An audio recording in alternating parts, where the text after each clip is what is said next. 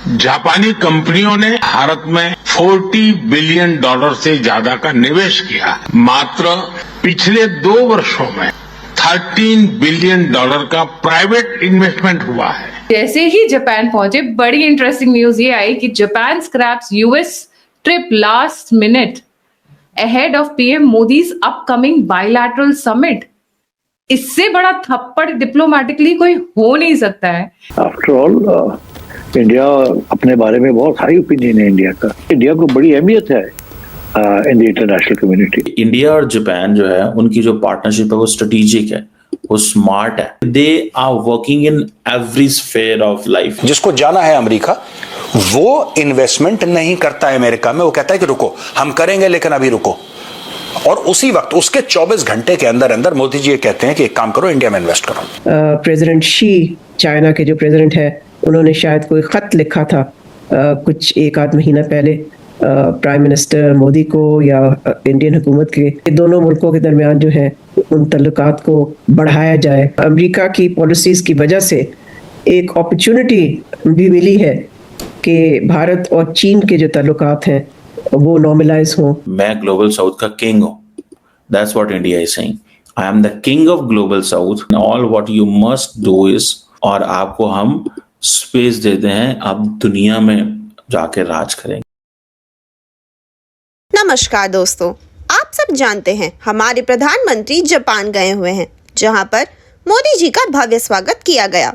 और जापान में मोदी जी ने अपने स्पीच में इनडायरेक्टली ट्रंप और यूएसए को एक्सपोज किया, जहां पर उन्होंने कहा कि इस अनस्टेबल सिचुएशन में जहां ट्रंप अपने बेवकूफों वाली पॉलिसी से वर्ल्ड की इकोनॉमिक स्टेबिलिटी को खराब कर रहे हैं, वहीं पर भारत भी एक ऐसा देश है जहां पर इकोनॉमिक स्टेबिलिटी और पॉलिटिकल स्टेबिलिटी दोनों मौजूद है। ट्रंप बाकी सारे देशों को डरा धमकाकर उन पे टैरिफ लगा रहे हैं।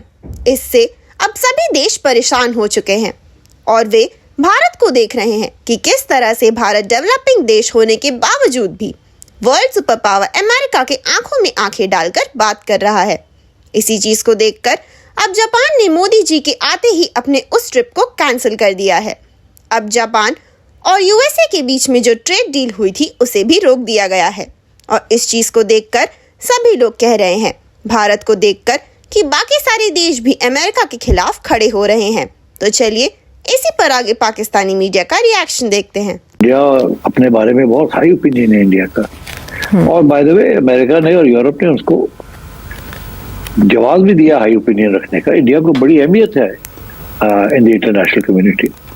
तो इसलिए नाराज तो थे वो तो झगड़ा ही इसी बात के ऊपर हुआ है कि भाई we don't take dictation from anyone. हम मीडिएशन नहीं चाहते, हम हाइफनेशन नहीं चाहते बिटवीन पाकिस्तान एंड इंडिया। और वो तो नाराज थे, इसमें कोई शक ही नहीं है। वो अब जाहिर है कि डोनाल्ड ट्रंप को वो अपनी पब्लिक के लिए दिखाना चाहते हैं कि हमने स्नब किया उसको। होगा अमेरिका का प्रेसिडेंट, करना चाहता तो कर ले जो करना है, मगर we are not a small nation जिसके साथ आप ये कर सकते हैं। ब्राजील जैसा वो भी खड़े हो गए ना, देखे ना आप, ब्रिक्स, रशिया, ब्राजील खड़ा हो गया है ट्रंप के खिलाफ, रशिया खड़ा हो गया जी, इंडिया आई था, अब इंडिया भी खड़ा हो गया, चाइना तो है ही है। तो ये मतलब है कि India has followed the BRICS line कि you know we are independent. अब वो नेशन और ब्लॉक्स बनने शुरू हो गए ना वहाँ।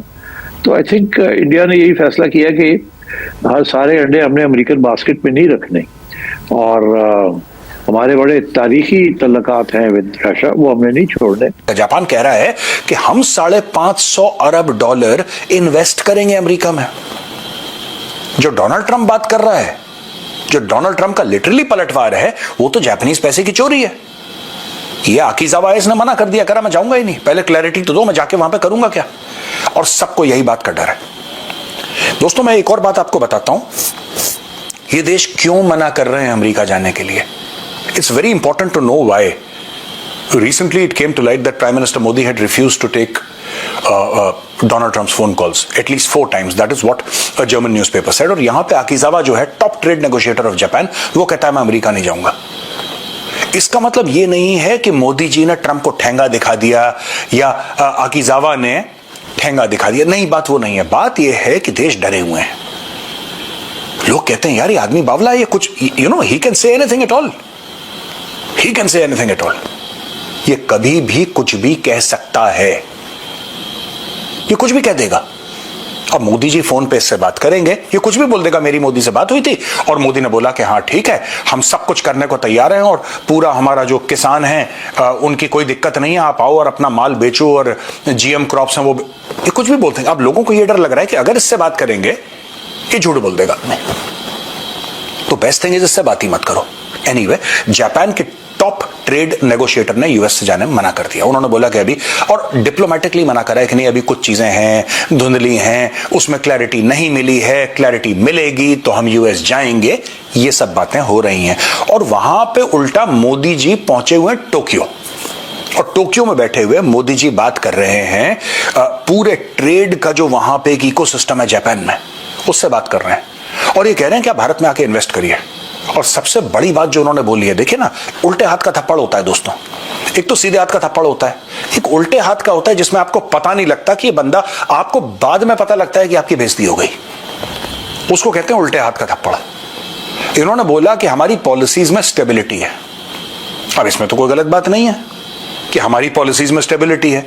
कोई भी प्रधानमंत्री अपने देश के लिए तो यही बोलेंगे। मोदी जी ने तो ऐसा नहीं बोला कि अमेरिका गलत है, लेकिन एक अंडरलाइंग मैसेज दो लोग, और शायद मोदी जी का मतलब था भी नहीं, लेकिन लोग जो इसको एनालाइज कर रहे हैं वो ये एनालाइज कर रहे हैं कि यार इसका मतलब अमेरिका स्टेबल नहीं है। अभी भारत का जो इसके अमेरिका के जो ट्रेडिशनल एलाइज रहे हैं, वो चाहे जापान हो या ऑस्ट्रेलिया हो, उनका statement no they are feeling कि they are much more closer to India than they are to America.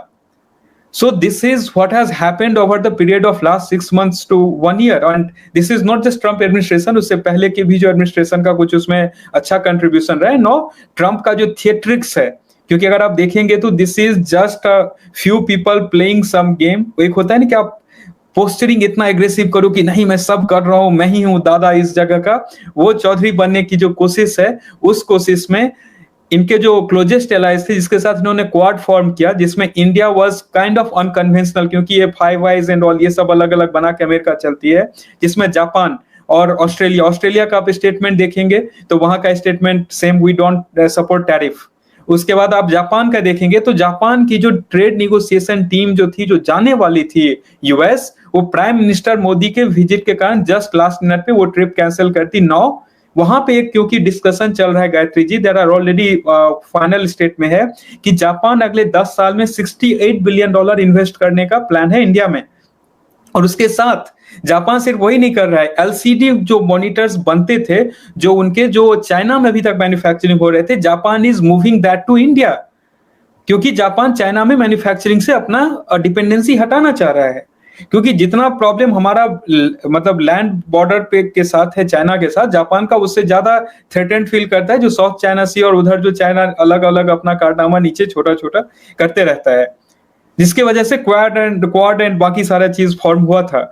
तो यहाँ पर क्लोजेस्ट एलाई जो स्पेसिफिक में पूरा जो था वहां पर वो जापान था, वो छिटक रहा है। ऑस्ट्रेलिया जो इनका उधर क्वाड में सबसे बड़ा काइंड ऑफ इंडिया से पहले से इनका क्लोज एसोसिएट था, उसका स्टेटमेंट आप देखिए। उसके बाद ये इनको रियलिटी चेक दे रहा है और इनको जो अपना रियलिटी फील हो रहा है वो पीटर नवारो का स्टेटमेंट देखिए, चाहे उनके जो ट्रेजरी सेक्रेटरी हैं उनके स्टेटमेंट्स देखिए, और एक थर्ड रियलिटी जो इनको अपने टेक्नोलॉजी और इसके ऊपर है, इसके वजह से ये डोमिनेट करना चाह रहे हैं, सबको बेचना चाह रहे हैं, वो अब 16 रोज के रोज वो नीचे गिरता जा रहा है। और एक और चीज उसके साथ बहुत इंटरेस्टिंग था गायत्री जी, कि एक न्यूज आया है कि वो लॉकहीड मार्टिन के फाइटर जेट में जो उसका पायलट था, वो लॉकहीड मार्टिन के इंजीनियर के साथ 1 घंटे तक कॉल पे था कि उसके इश्यूज को फिक्स करने के लिए, क्योंकि प्रॉब्लम ये हुआ था वहां पे जो उसके हाइड्रोलिक में वो आइस लाइन्स जम गए थे और वो फिक्स नहीं हो पाए, उसके बाद फाइनली वो क्रैश हो गया।